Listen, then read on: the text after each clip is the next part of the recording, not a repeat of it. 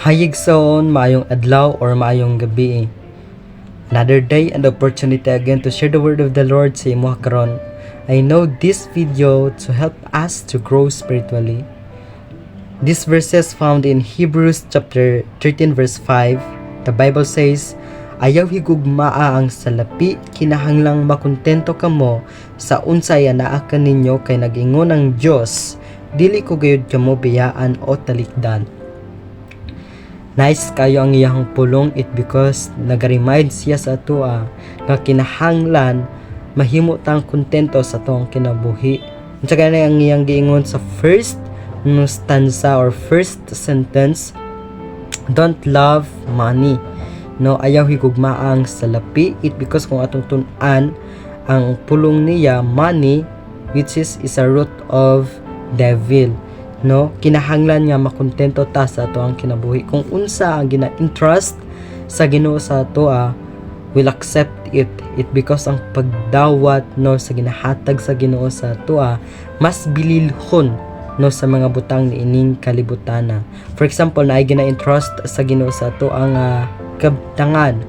Kabalo siya nga katong kabtangan makatabang and mapuslan to nato siya nga kabtangan. And ana gani siya nga dili ko gayud kamo biyaan o talikdan, which is the word of the Lord very clear and ma-witness nato nga tinuod jud ang iyang pulong. It because ana siya dili jud ta pasagdan sa Ginoo or talikdan ta niya. No, that's the nature of God nga dili niya talikdan or biyaan ang iyang mga anak to suffer everything no sa season silang kinabuhi. If ang imong life naka-experience og kanang dili maayo or kanang mga gikapoy or exhausted na kayo imong life, kanang ang imong life karon nakaagi og mga dili maayo no misunderstanding, i-declared na sa Ginoo and hangyo siya nga motabang sa imuha because clear ang iyang pulong nga dili kaniya talikdan or biyaan.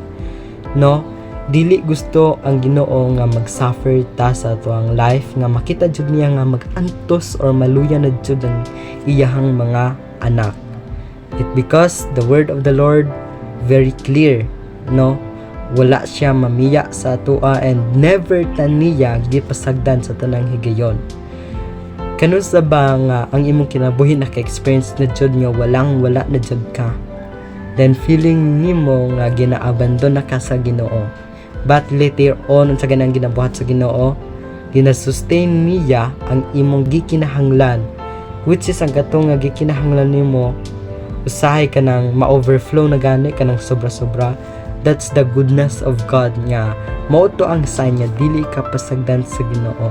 And kanus aba ang time nga ang imong life na anak ka sa balatian. In short, ang imong life hapit na ka mamatay.